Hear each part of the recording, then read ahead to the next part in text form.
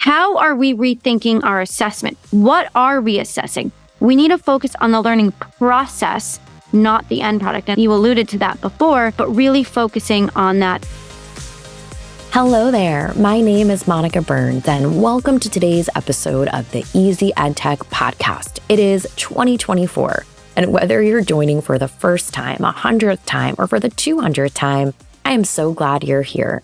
I have lots of exciting things in store for you this year. Each episode of the Easy EdTech podcast is designed to give you ideas you can try yourself, share with a colleague, or bookmark for later in the school year. Get ready for stories from my time in the classroom, the work I do now with schools and districts, and my travels to different EdTech events, as well as practical ideas and inspiring stories from new guests each month. If we mention something you'd like to check out, you'll find the link to it in the show notes. So don't forget to head to my website, classtechtips.com/podcast, for all of the show notes and resources from today's episode. This episode is sponsored by my new free webinar, 24 Tips for 2024, Simple Ways to Save Time Using ChatGPT. I'll share tips for educators who are new to using chatbots and ideas you can spin and make your own if you're already diving into the world of chatbots. We'll look at ChatGPT, of course, alongside alternatives like Claude and Bard 2. Join us for the free webinar live on January 4th, or if you miss it live, catch the limited replay during the month of January. Either way, head to classtechtips.com/2024 for more details. This week's episode is titled Making the Most of AI for the Second Half of the School Year, with Alana Winnick, who is an author and podcaster and educational technology director and on the board of directors at NiceGate. I saw Alana at NiceGate this past November and asked her to join today so she could offer some ideas, insights, and predictions for using AI in 2024, specifically the second half of this school year. Even if you're listening to this later in the calendar year, I'm sure you'll grab some ideas to try out over the next few days, the next few weeks, the next few months, you name it. Let's dive into the conversation. Welcome to the podcast. So excited to chat with you today about what we can do with AI, making the most of it for the second half of the school year. But before we dive in, can you share a bit about your role in education? What does your day-to-day look like? So every day is completely different. My full-time job, I am the director of tech. I am the educational technology director and data protection officer of a school district just north of Manhattan. So it can range from being on a call about infrastructure and servers and switches, or it could be collaborating with classroom teachers, helping them design lessons for their classroom. I could be conducting professional development from everyone from a teacher to a custodian, or I could be pushing into classrooms and working with students. So that's not necessarily part of my official job description, but it's my favorite part of my job. My prior life, my first jobs were in childhood education. So I love being around students and children, and I love watching how my decisions impact the classroom. So I think it's great to work with teachers, but I really, really love watching the students do what we imagined in our brains and see it come to life. So that's my favorite part of my job. And then I also do a lot of other things, like I have a podcast, I wrote a book, I have a newsletter. So every day is literally different for me, and I love collaborating with people from all over the country and the world. So that's really exciting too. Well, I'm excited for people to hear all of your perspectives, right? Working with different groups in education. And we're focused on a term or a big idea today, I should say, that I know is near and dear to your heart and that you spent a lot of time thinking about this year. And as we think about AI for the second half of the school year, can you help break down this term, generative AI, for listeners? What does this look like in action? What tools are good examples of generative AI? So it's a really great question. I feel like people say AI, AI, AI. Mm-hmm. And there's a difference between generative AI and AI. So generative AI is a type of artificial intelligence. And what it means is that the AI is generating content. So the content could be text, it could be images, it could be audio, it could be video. It's just generating content for us. I always tell people with tools, like, be very mindful to make sure that the tool is on your district's approved list, because every state and country has different data privacy and security laws. So don't just go and find a tool and try it. Just make sure that that's on your district's approved list. Just always have to add that little caveat in there. But I will give you some that people do talk about. So with text generators, you probably heard of the big ones like OpenAI's ChatGPT or Google's Bard, or I guess Gemini's Powers Bard. Lots of confusing terms there. And then there's Microsoft's the new Bing. And then there's one called Perplexity.ai. So I guess we're going to talk about tools later. I'm just going to throw those out there and give you examples of them. And then we'll go into them a bit deeper. What you could do with a text generator is, the way that I mainly use it is, I use it as a thought partner.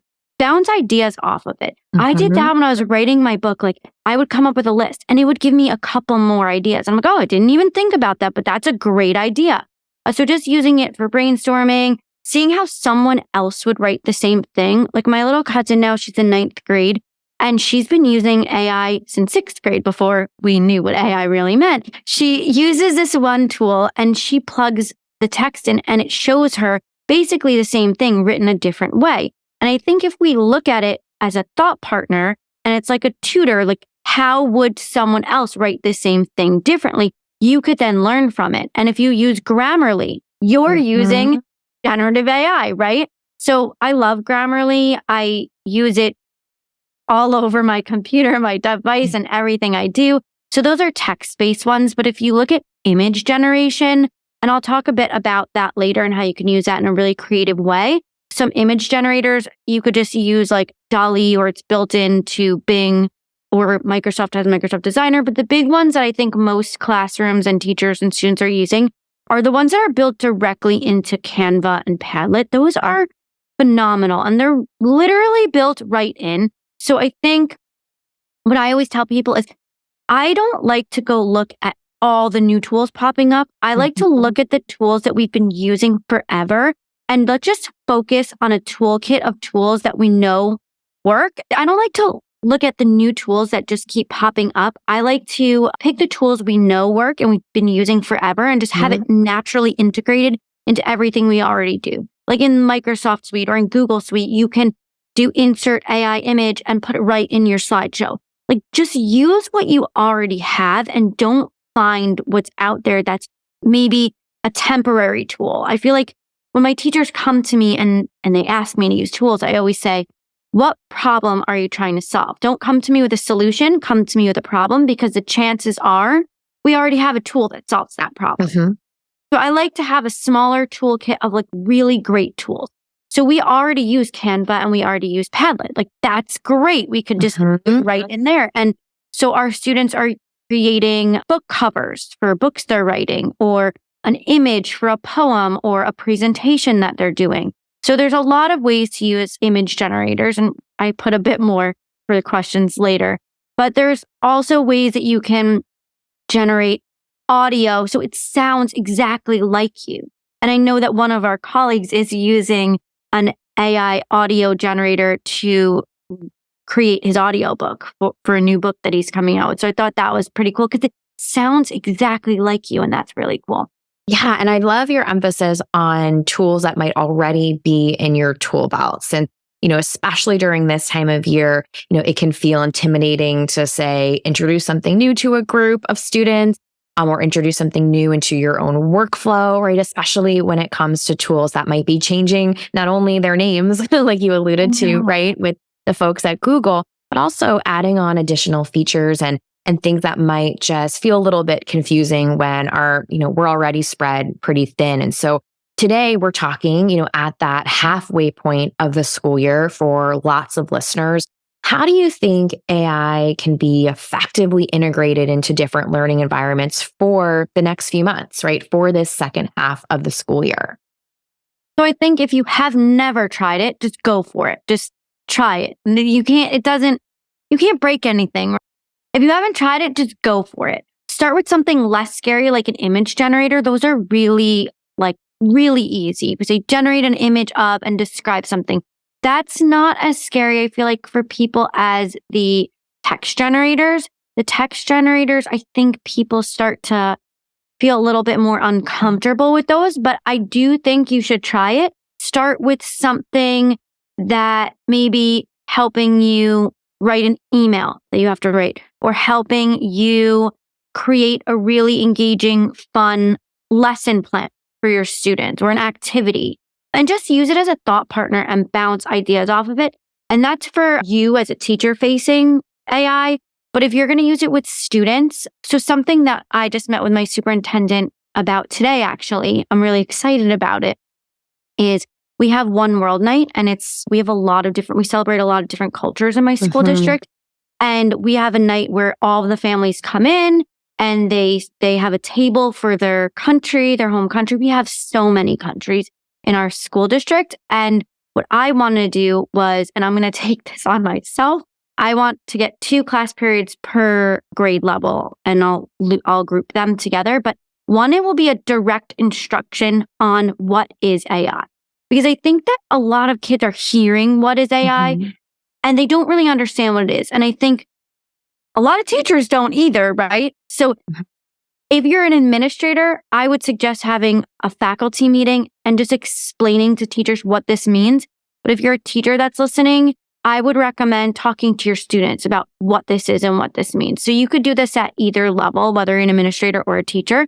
And if you are working with students and you're using student-facing AI, Code.org has a really fun AI dance party. So if you've done the AI coding, the coding one, they have an AI dance party. I haven't actually tried it yet, but we're going to start next week. And then every child will learn about what AI is, what it means. And then our second time with me, and this is the only time I've ever done direct instruction with students. I'm just really excited about it. So I will own it because this is very scary for every teacher. So I don't want them to feel like they need to understand it. So that's why I'm just owning this one. And I think they'll learn along with their students. As I'm sitting there in a first grade class teaching the first graders, the teachers will learn along with them. And that's all I could ever want, right? So the lesson we're doing is we're going to use Padlet because we're all familiar and comfortable with that. Just clicking I can't draw. And they're going to write a description of themselves and their culture and try to come up with an image that looks like them. And then we're going to teach them about prompt engineering and how they can make that prompt a little bit better to get an image that looks a little bit closer to them. And then I'm going to work with our admin assistant, and we're going to print out all the pictures of all of the students and hang them all around the gym. Make like a district-wide celebration of culture using AI-generated images. And I love that connection to a tool that teachers already have a comfort level with, right? That they've used before. That's essentially introduced a new button, right? So in a Padlet example you gave, I was sharing with a group of educators earlier this month. And, we're in a space that feels familiar, right? You're used to clicking these buttons to adding to a collaborative Padlet space, but now there's a new thing there, right? And if they've heard about generative AI, if they've thought about image generation, I love that as something to maybe commit to, right? For the second half of the year, an activity they might model, or they might just play around with themselves as they're exploring what's possible. So you talked a bit about what you've seen so far in your learning environment. I know you're super duper connected, especially around New York State and NYSCATE as well. Is there a specific success story or transformative moment you've experienced or observed while using AI this past year? I think for me, it's the light bulb moment that every teacher has the first time they try it and they see the power of it, right? And I think people are so scared of it. And the second you put it in their hands and you ask them to try it and you give them like a little task, like we created this like super prompt that we have everyone try for the first time. And it's just like a simple thing to get you a lesson plan. Like, I am a third grade teacher teaching a science unit about whatever you're teaching, generate a lesson. And we created this little fill in the blank, like a Mad Lib. They fill in their information, they copy it, they paste it, and they're like, oh my goodness, this is amazing. And I think just giving them that light bulb moment has been transformative because that's the hook. Like every other initiative that we've had with technology requires so much buy-in from the teachers or maybe unions. And I feel like this has been a really easy one. Once you get it in their hands and they try it, they're like, this is incredible. This is amazing. You can't take this away from me. But I think it's finding the value in it and helping them realize how much time it could save them. Like, it could save them so much time. And that's a pain point that I know I've heard for my entire time, right? And working in professional learning, and I'm sure you have too, right? There may be something that's fantastic and everyone agrees that it's fantastic, but right, do we have the time to do that thing? And here we have a tool, maybe using that fill in the blank. I love the Mad Libs connection. I've created some Mad Lib style prompts that you can share with students, right? But I love the Mad Libs connection to prompt generation as well. Right. It's a massive time saver. And I think those are the kind of entryways or first steps, like you said, to introduce this to a group that are just, so powerful. So you mentioned a few resources that you love, right, that are in your tool belt. Could you share a few favorite AI tools that have been particularly effective in your practice during the first half of the school year? Maybe something a listener wants to try out over the next few months. So I think people are really loving, like, not the toolbox ones, but the outside the toolbox ones. And the ones that people I hear are loving are like CuriPod or Magic School. I heard of this one called Schemely. I've never tried that one. Have you tried that one? Schemely I haven't used, but Magic School and CuriPod are ones I often point out as examples of, a little bit of a prompt support, right? Like you could do something similar, especially Magic School. Right. You could do something similar if you're creating some prompts yourself, but it's a great kind of set you up for success. Absolutely. It's like training wheels. It's like prompting training. But in my district, I really try to push, sorry to go back to Bing Chat Enterprise, because I think what people don't know is that AI models, we are training them. So all the data we put in, we are training them. And with Bing Chat Enterprise, if you have a Microsoft district, you just enable it in your admin console. She'll talk to your director of technology. That is probably the most secure one right now. So I'm really encouraging teachers to use it. It's a bit annoying because it doesn't save your chat responses, but I just feel most secure using it. But another one that if you want to try out with students is Perplexity AI, which I talked about a little bit before. And the reason I bring that one up is because it does not require a login. So if you you are in a state or a country that has very strict data privacy and security regulation, you can have your students try that one if it's student facing. And I think for me, if you are using child facing AI, make sure that you're supervising it. So ask the students to copy the link, and Perplexity lets you do that and submit the link along with the assignment so you can see how the student used it. Because you don't know if it's their work or it's not their work or they copied it. And if you can see how they used it, then I think it'll make you feel a bit more comfortable with the product that you're doing. And just that emphasis on the process, right? What does it look like for you as a creator? And I know, and I'm sure some of your conversations have shifted, as we're moving into the second half of the year, into what kind of artifacts of learning, right? Are we looking for students to create? And what does it mean to really lean in and celebrate, right? The drafting process, the feedback process, the, creative outputs like a video or a podcast that students might make. And if, someone's listening now, they're pretty new to using AI. Do you have, you shared some really great tools, but do you have a couple top tips for getting started? I think, like I said before, don't be scared. Just try it.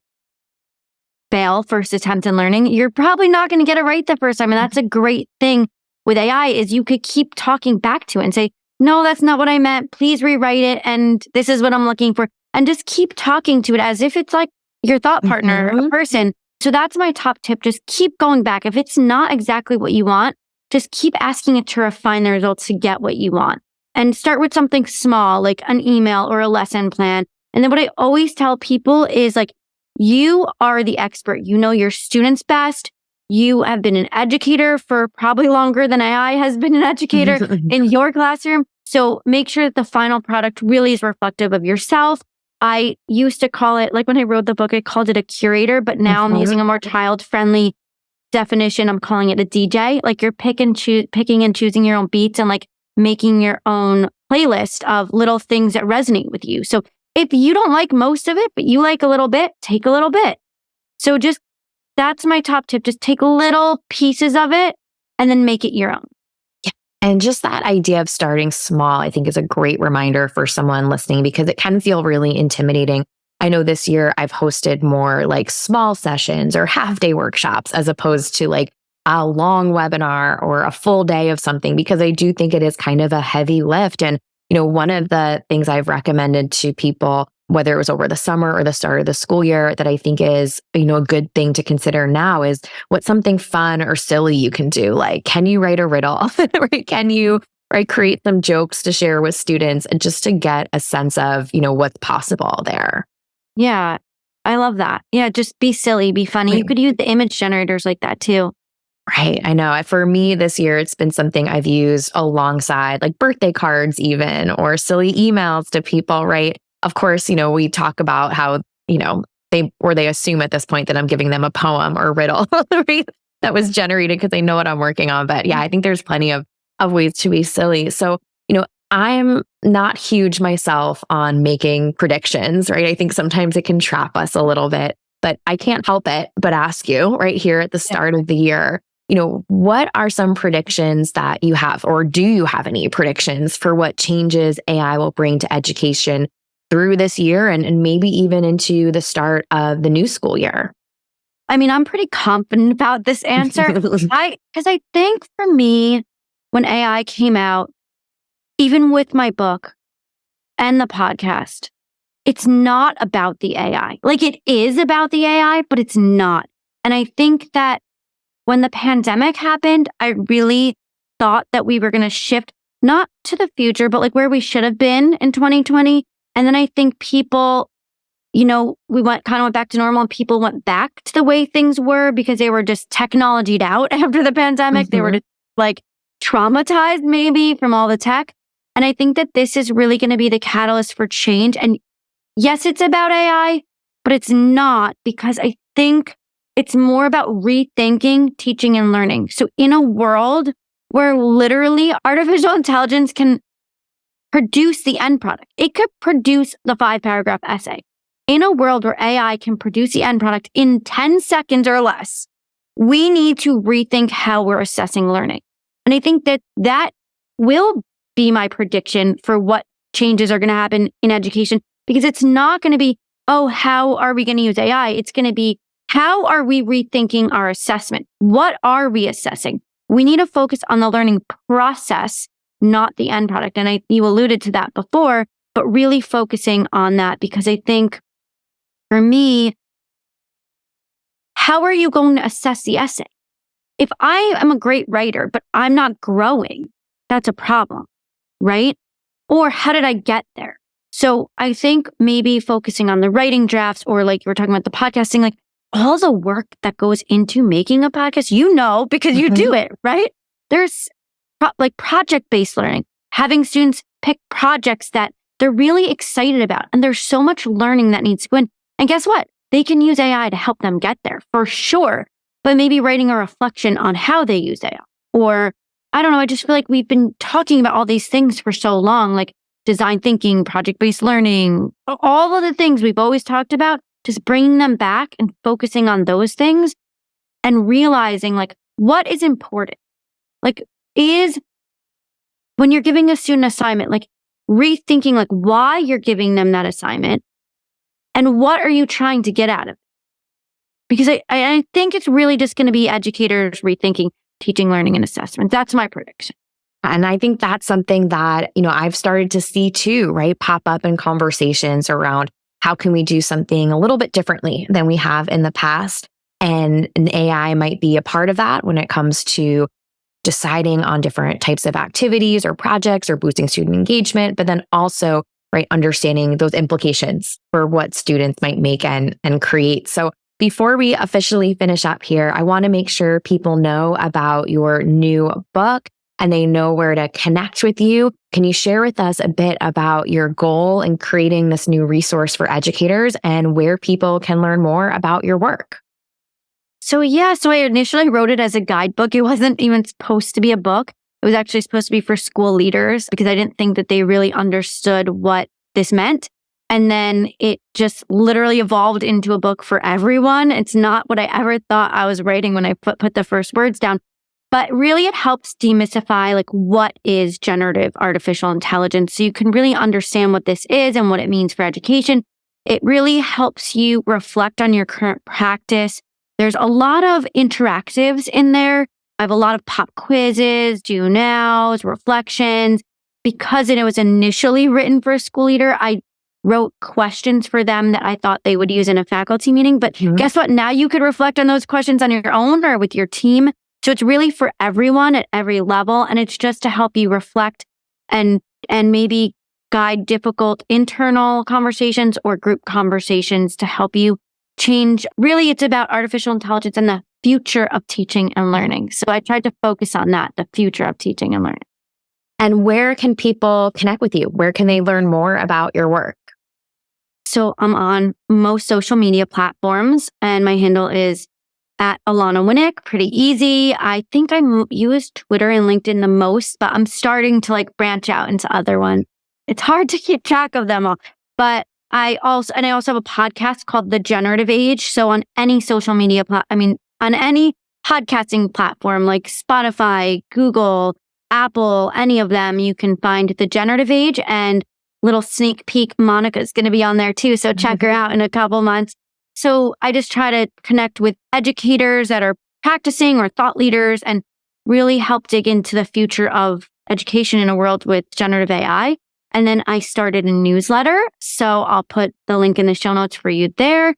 And on my website, alanawinnick.com, I'm going to start posting a lot more links and resources. And I'm going to start making more YouTube tutorials. So those are things I'm committing to for the new year. Well, thank you so much, Alana, for your time, for sharing all of these great tips with listeners. Thank you so much for having me. It was so much fun chatting with Alana today, and let's finish up the episode like we always do with a few key points to make this EdTech easy. Review what tools are already in your tool belt. Start small with a time-saving task. Consider how you will talk about AI with your colleagues and students. Jump in and try something new in 2024. Remember, you can find the show notes and the full list of resources from today's episode, including all of the ways to connect with Alana Winnick, on classtechtips.com/podcast and finding today's episode number 251. This episode is sponsored by my new free webinar, 24 Tips for 2024, Simple Ways to Save Time Using ChatGPT. I'll share tips for educators who are new to using chatbots and ideas you can spin and make your own if you're already diving into the world of chatbots. We'll look at ChatGPT, of course, alongside alternatives like Claude and Bard 2. Join us for the free webinar live on January 4th, or if you miss it live, catch the limited replay during the month of January. Either way, head to classtechtips.com/2024 for more details. This March, we'll celebrate 5 years of the Easy EdTech podcast. To help celebrate, I'm hoping you can do us a favor. Leave a rating or review for the podcast wherever you're listening today. Spotify will let you tap on the stars, and Apple Podcasts will let you tap on the stars too and leave a 1 or 2 sentence review. A big thank you in advance for helping us get ready to celebrate this March.